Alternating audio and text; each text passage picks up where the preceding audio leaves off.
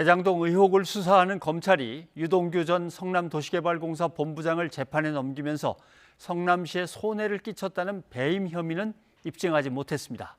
검찰은 추가 기소하겠다는 입장이지만 상황이 녹록지는 않아 보입니다. 김경수 기자가 보도합니다. 검찰이 지난 2일 청구한 유동규 전 성남도시개발공사 기획본부장 구속영장에는 뇌물과 함께 수천억 원대 배임 혐의가 적시됐습니다. 민간 사업자에게 특혜를 줘 막대한 개발 이익을 가져갈 수 있게 했고 성남시에는 그만큼 손해를 끼쳤다는 겁니다.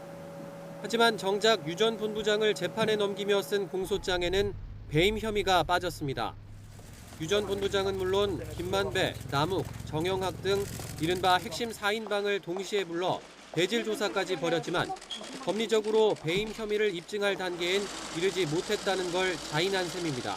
이례적인 것이 맞습니다. 예. 저도 이제 10년 이상 변호사 생활하면서 이런 경우를 사실 처음 봅니다.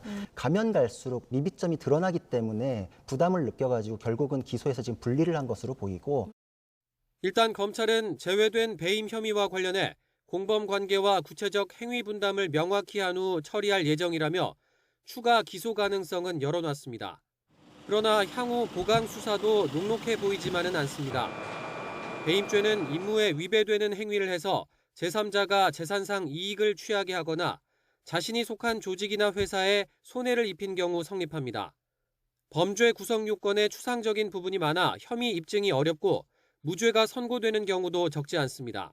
특히 이번 사건은 등장인물이 많고 사업 구조도 복잡한 데다 초과이익 환수 조항 삭제로 성남시가 더 얻지 못한 이득을 손해로 볼 수 있는지, 그리고 화천대유 등 민간 사업자를 배임 공범으로 볼 수 있는지 등도 난제입니다.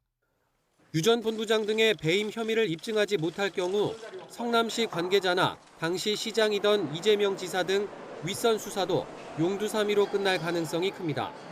배임 혐의와 함께 김만배 씨로부터 받았다던 뇌물 5억 원이 구속영장과 달리 공소장에선 제외된 것도 부실 수사의 한 단면으로 지적됩니다.